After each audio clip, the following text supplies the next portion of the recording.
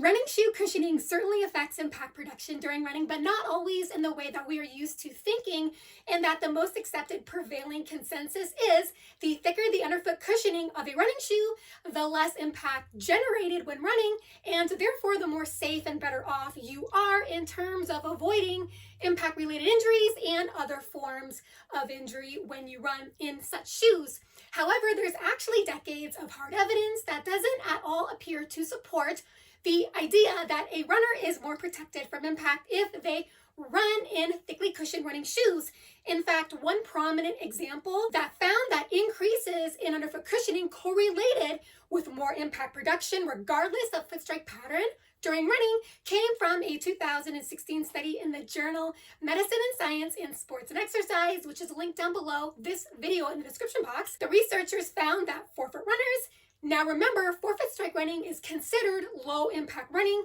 as compared with heel strike running because forefoot strike running is well on record for producing far less all-around impact levels because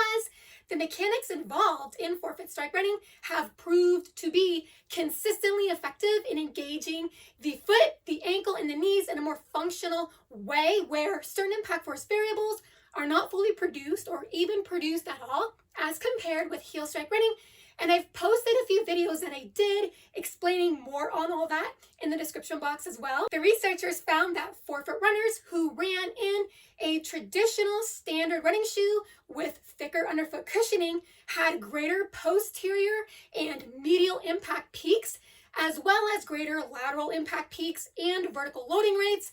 which essentially means there was burst of more forms of impacts attacking multiple sites on the lower leg as compared with the forefoot runners who ran in minimalist barefoot-like running shoes. The researchers discovered that one of the reasons the forefoot runners who ran in minimalist running shoes generated much less impact was because the minimalist running shoes were much flatter than the standard running shoe because the minimalist running shoes had less underfoot cushioning, but they also had a smaller heel, which resulted in a smaller moment arm around the heel at touchdown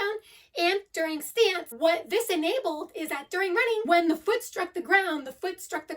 further ahead of the heel, of which the study found that this directly resulted in less stress reactions. It also resulted in less heel to toe roll through, which reduced overpronation. This means that the back of the foot was far less likely to shift into overstraining extreme positions on the ground during touchdown and the stance phase of running, and this had the direct effect of reducing tissue stress on the foot. So essentially, running in minimalist running shoes changed the physical mechanics of how the foot interacted with the ground in ways that ended up being more impact protective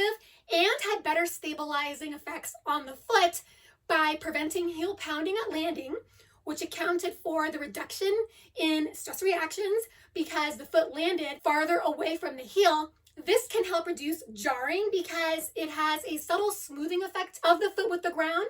Landing farther away from the heel during running also minimized heel to toe roll through, which reduced the ground contact time of the foot, which means the interaction time of the foot with the ground was reduced, thereby giving far less time for straining abnormal movements and postures of the foot to take hold, all of which resulted in a reduction in net forces. Conversely, the forefoot runners who ran in a standard traditional running shoe landed closer to the heel, which produces more jarring at landing because there's less smoothness in foot placement, which is partly why there was a greater stress reaction force produced. In addition, because many of the runners landed more closely towards the heel, there was more of a pronounced heel to toe rollover phase, which directly increased foot ground contact time duration. And in this condition, potential abnormal movements and postures of the foot may have more time to build up, suggesting that a forefoot strike landing when running may come down less accurately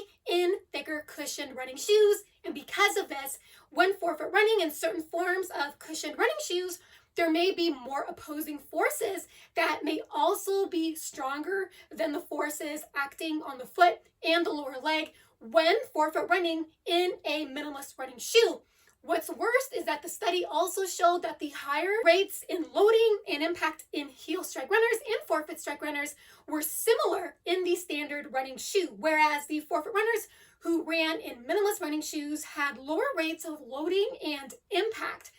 This example suggests several things about running shoe type in playing a very big role in impact production, impact severity, and footstep stability in running, and overall, foot strike can be strongly influenced by footwear. It also points to that your forefoot strike landing can be made more effective at suppressing harmful impact loads and improving pronatory control when running in shoes with less underfoot cushioning. And as expected, these findings also help explain why impact-related injuries, such as lung bone injuries, remain concerningly high in the running population,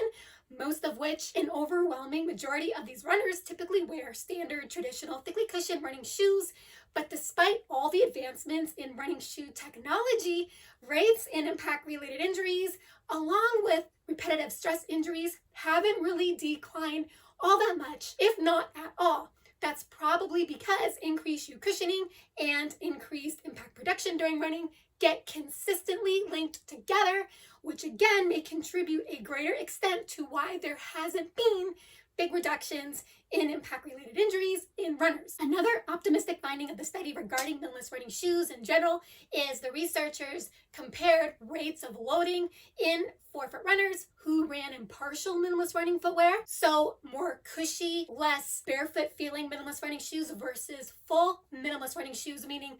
minimalist running shoes with no cushioning and therefore more barefoot feel to them. The researchers found that the full minimalist running shoes resulted in the lowest loading rates of all the running shoe conditions analyzed in the study, suggesting that the more barefoot feeling a running shoe is, the more it seems to enhance a forefoot strike landing in ways that may make it better